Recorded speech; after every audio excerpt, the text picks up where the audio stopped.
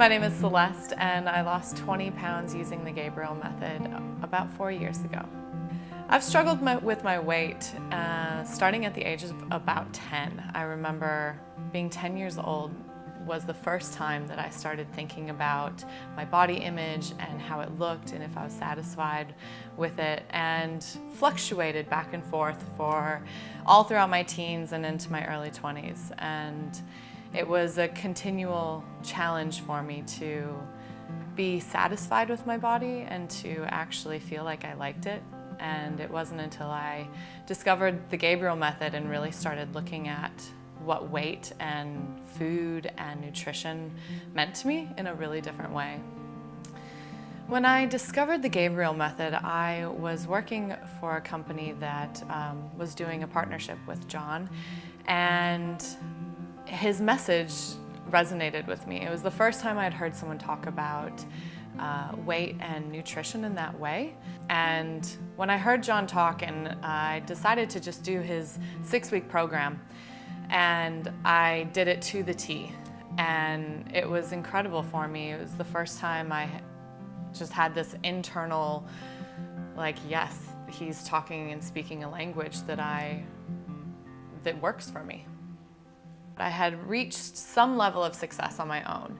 I used his visualizations from the very beginning, and that was the key that really helped me to make the shift internally, really, before I started doing much with how I was eating. As soon as I started to really understand, I mean, for me personally, the struggle was about self-love, and it always has been. And once I really started to address that and understanding differently, what does self-love mean?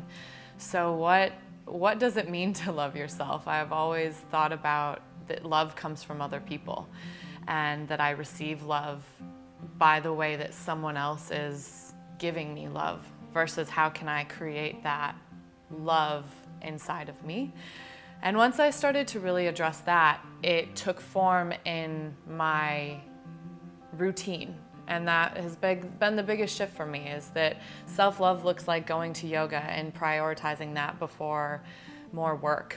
Self-love looks like getting up and starting my day with the first thing I put into my body with greens. And those are the kinds of habits that I started to shift in my life, because I knew that that was nourishing to me. And as soon as I started addressing that, the weight really started just shedding, and I got more and more success. And it was almost addictive to me. It was like the success that I started to get every time that I learned a little bit more or listened more to some of John's messages or videos, then I would apply something new, and I kept getting results. And for me, it was addictive in a different way. It was kind of something new for me that I got so excited. I just wanted to like shout from the rooftop and tell my family and my friends of, you need to drink a green smoothie every morning, or, try these visualizations. And it was a really exciting path for me.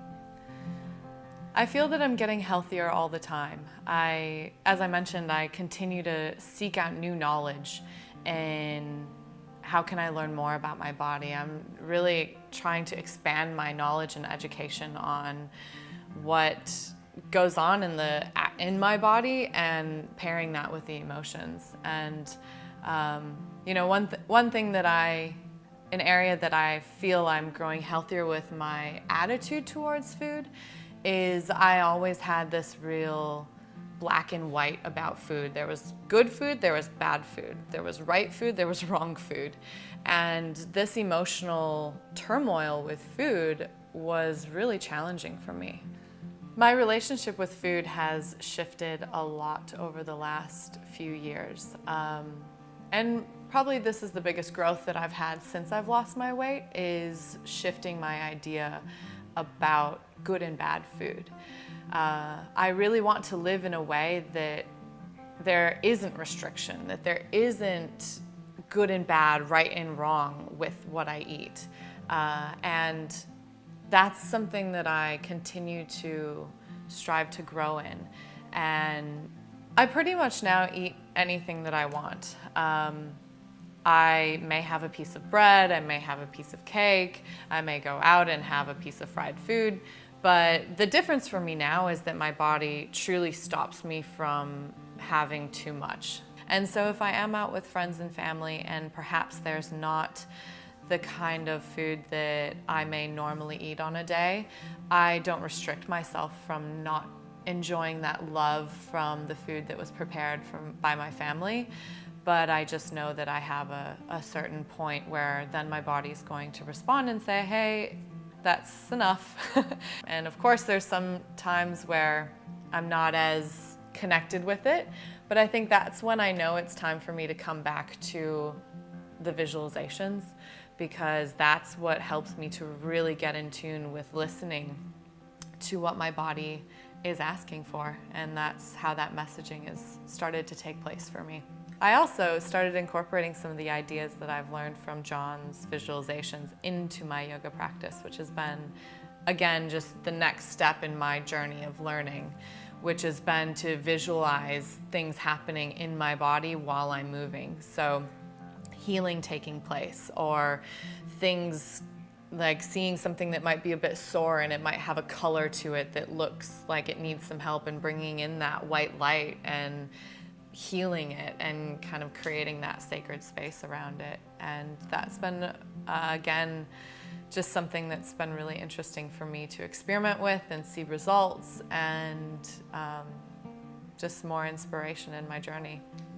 If you're just starting out with the Gabriel Method, I really suggest to you to, one, be kind to yourself. It is something that can bring us to the darkest places when we're not, and it can seem really hopeless. And no matter where you are, just bringing in a message of self-love, like imagining this. I love his visualization of the living goddess and the living warrior, and those two visualizations is where you can actually picture this like light and person coming around you and giving you a hug. And that's something that I would encourage you, that if you're just starting out, remember to love yourself in this journey and start with a visualization. Because even if you're not ready to change anything about the food that you're eating, I think it does come from within. That change is inspired from within, and understanding a little bit, getting more in touch with your body, what it needs, listening to it, comes from taking a moment to set aside time to listen. It's like if you've got a friend who, they're trying to tell you something and you're just off doing other stuff, you'll never hear them. And that's the same with our bodies, and visualization is a wonderful place to start. And John's visualizations are, 8 to 12 minutes, which is something that we can find time in our day for if this is something that's important for you to make a shift. It's a continual journey. I feel like I have achieved some great success, but I'm still on a journey and will be, I think, forever. So I'm trying to find the way that I can really enjoy the path and the journey and celebrate along the way, and would encourage everyone to find the excitement in that as well.